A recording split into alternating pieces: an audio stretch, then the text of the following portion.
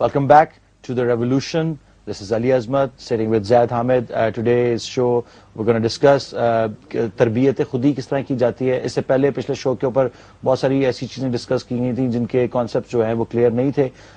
بہت ساری چیزیں اس زمانے کی جو فینومیناز ہیں جیسے ملٹی نیشنل کارپوریشنز ہیں یا ون ورلڈ آرمی یا ہمارے اپنے ملک کے اندر جو ایک تفرقہ پھیلا ہوا ہے اور جو ایک پوری اس ریجن کے اندر ہم دیکھ رہے ہیں کہ ایک جنگ کا سما ہے, ہر طرف کوہرام مچا ہوا ہے, کہیں پہ بم پھٹ رہے ہیں, کہیں پہ ملک توڑنے کی باتیں ہو رہی ہیں. اور ان سب چیزوں کو سمجھنے کے لیے ہمیں ایسا لگا کہ اقبال کی پوئٹری اور اقبال کا جو ڈاکٹرن ہے وہ بہت امپورٹنٹ رول پلے کر رہا ہے.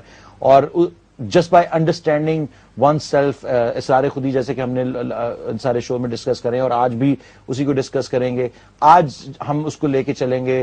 لاسٹ شو پہ ہم نے جہاں پہ چھوڑا تھا وہ تھا تربیت خودی, اور حکیم صاحب ہمارے ساتھ ہیں as always. He's going to enlighten us with more information.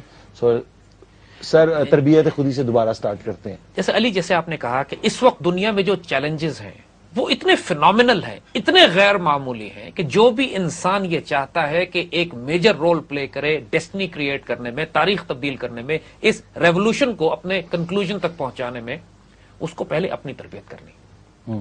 یہ فنڈامنٹل ایلیمنٹ ہے. اور اپنی تربیت کے لیے اقبال نے جو پہلا ڈاکومنٹ اسرار خودی کے نام سے لکھا, اس کے جو پروسیس انہوں نے بتایا کہ اپنی سیلف ریسپیکٹ اور اپنی عزت کا بھی کمپرومائز نہیں کرنا, وہ ہم ڈسکس کر چکے ہیں تفصیل سے. پھر وہ شریعت کے اوپر آئے کہ انسان اپنے آپ کو شریعت میں پابند کرے تاکہ اپنے آپ کو اس ملت سے جوڑ سکے, اپنی وہ اسپرچل ریوائول کرنے کی اس کو پروسیس شروع ہو, اس کی زندگی پابند ہو, ڈسپلن ہو جائے. اور اس کے بعد وہ آئے اپنے اندر اسپرچل ڈائمینشن کی تربیت کرنے کے لیے, اور اپنی روحانی ڈائمینشن کی فنڈامنٹل پلر جو اقبال بلڈ کرتے ہیں وہ عشق پر کرتے ہیں, عشق حقیقی پہ, اللہ سبحانہ و تعالیٰ سے پیار, اللہ کے رسول صلی اللہ علیہ وآلہ وسلم سے پیار.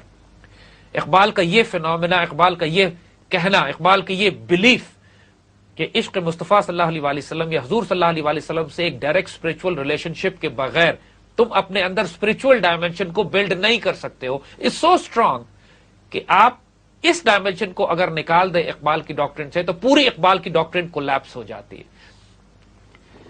دہر میں عشق محمد سے اجالا کر دے کی جو بات کرتے ہیں, قوت عشق سے ہر پست کو بالا کر دے کی بات کرتے ہیں, کہ محمد سے وفاتو نے تو ہم تیرے ہیں کی بات کرتے ہیں, اور یہ فاقہ کش کے جو موت سے ڈرتا نہیں لیکن روح محمد اس کے بدن سے نکال دو, ابلیس تو نصیحت کرتا ہے اپنے چیلوں کو. ہر جگہ آپ کو اقبال کا یہی ڈاکٹرن ملے گا کہ حضور صلی اللہ علیہ وآلہ وسلم سے عشق اور پیار کس طرح کیا جاتا ہے, اور اس کے اوپر بلڈ کر کے انسان اپنی اسپرچل ڈائمینشن کو اتنا بلڈ کرتا ہے, پھر جو فورسز اس میں آتی ہیں خلیفۃ اللہ فی الارض ہونے کی حیثیت سے وہ کیا ہوتی ہے. پچھلی دفعہ ہم نے یہ ڈسکس کیا تھا کہ جب اقبال یہ کہتے ہیں کہ عاشقی سے سیکھ اور اپنے محبوب کو ڈھونڈ, یعنی عاشقی آموز میں محبوب طلب, چشم نوح قلب ایوب طلب, یعنی اپنے اندر عاشق بنو. اقبال جو کانسیپٹ بار بار دیتے ہیں, دیکھیے ایک جگہ پہ بے خطر کود پڑا آتش نمرود میں عشق, بے خطر کود پڑا. حضرت ابراہیم علیہ السلام کے حوالے سے جو واقعہ ہے پورا, ابراہیم علیہ السلام کو جب آگ میں پھینکا گیا تو اس پورے واقعے کے بارے میں اقبال کہتے ہیں کہ بے خطر کود پڑا آتش نمرود میں عشق, عقل محو حیرت ہے لبے بام ابھی, یعنی عقل کھڑی ہو کے سوچ رہی ہے کہ میں آگ میں جاؤں یا نہ جاؤں, اور جو عشق ہے وہ بے خطر کود پڑا. اقبال انسان کے وجود میں دو ڈائمینشنز کو الگ الگ کرتے ہیں, انٹلیکٹ کو اور قلب کو.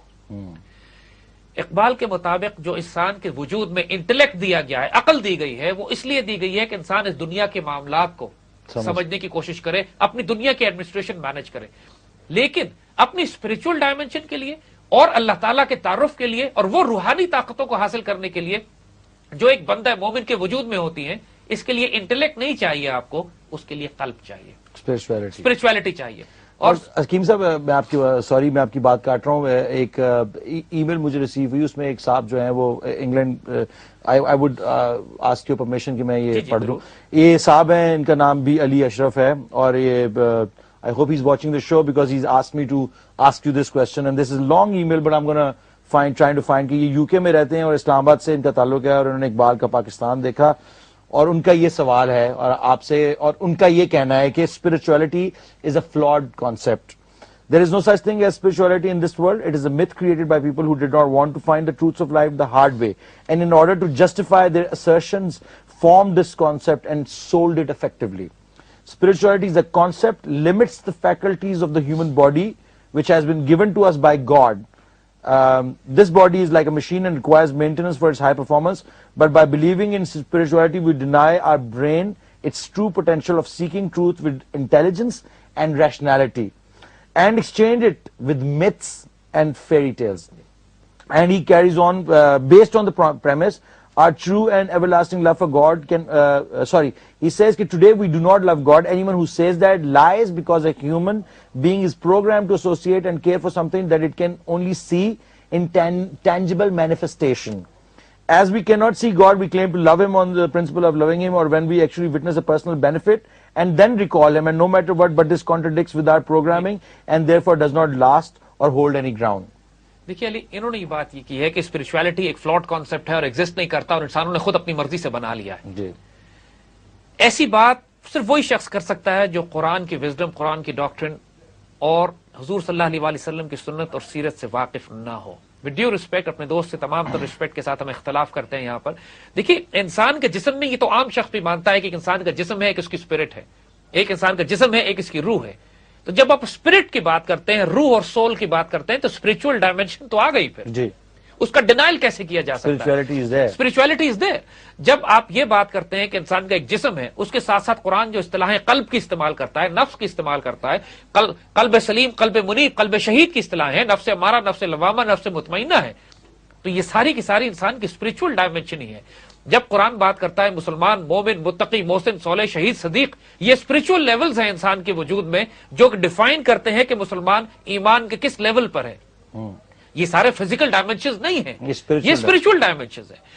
और पूरे कुरान में वो जो वाकयात लिखे हुए हैं कि जिनके अंदर हजरत मूसा अलैहिस्सलाम एक स्पिरिचुअल फोर्सेस से मुकाबला करते हैं फिरौन की ताकतों का। फिरौन के जादूगर भी स्पिरिचुअल फोर्सेस लेकर आते हैं जो शैतानी होती हैं। मूसा अलैहिस्सलाम उसके मुकाबले पे जो मिरेकल्स हैं, जो मौजज़ात हैं, जो कुरान जिनका जिक्र करता है, वो सारी स्पिरिचुअल फोर्सेस हैं।